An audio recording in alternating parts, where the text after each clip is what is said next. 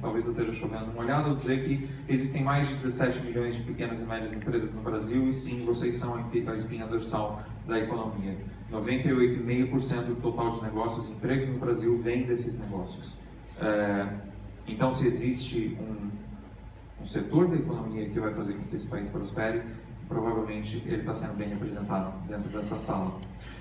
E ao mesmo tempo, trazendo de volta o ponto da apresentação do Rodrigo, a gente está passando pela quarta revolução industrial. E isso é muito interessante, porque se tem uma coisa que faz, dentro dessa quarta revolução industrial, que difere de todas as outras, a revolução do vapor, da eletricidade, da engenharia e do TI, nunca houve uma barreira de entrada tão baixa na história da humanidade para alguém que está saindo da faculdade agora transformar uma boa ideia numa oportunidade de negócio.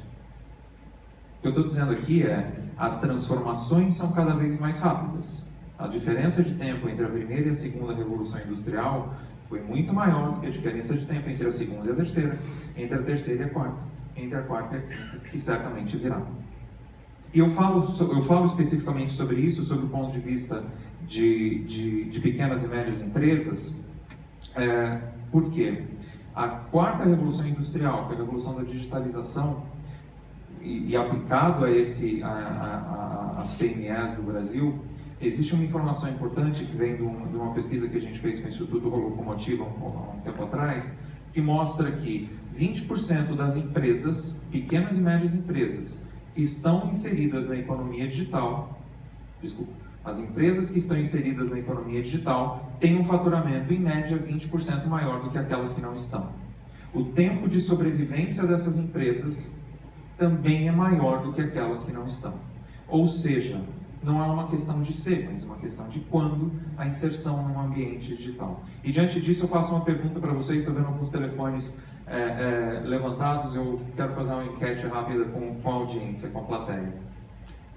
Quantos de vocês entrou em uma das soluções, acessou um aplicativo de uma das soluções do Facebook, Facebook, Messenger, Instagram e WhatsApp nas últimas 2 horas? Quem não, né? Nos últimos 10 minutos. Nem vou Nos últimos 2 minutos, quando eu comecei minha apresentação. Obrigado. Agora, levanta a mão de novo. Quem acha que os clientes de vocês estão acessando essas plataformas agora? Os clientes de vocês estão lá. E de volta àquilo que eu falei de nunca houve na história da humanidade uma época melhor para transformar boas ideias em grandes oportunidades, o marketing também está inserido nisso. E a forma como o marketing se insere nisso de volta à primeira, segunda revolução industrial. Havia um capitalista americano que, quando questionado por que ele investia tanto em marketing, ele falava: 50% do meu investimento em marketing funciona, 50% não funciona, e eu não sei qual é qual. Por isso ele continuava investindo. Hoje em dia o marketing está absolutamente transformado.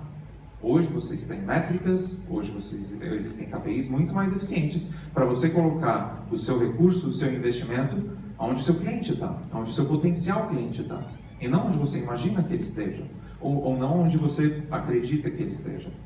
Há uma parábola bastante interessante que fala que a pessoa perde a chave no caminho de volta para casa e começa a procurar embaixo de um poste, onde havia um foco de luz, e pergunta: por que você está procurando a sua chave aqui? E ele fala: porque aqui tem luz. Mas não foi necessariamente lá que ele perdeu a chave.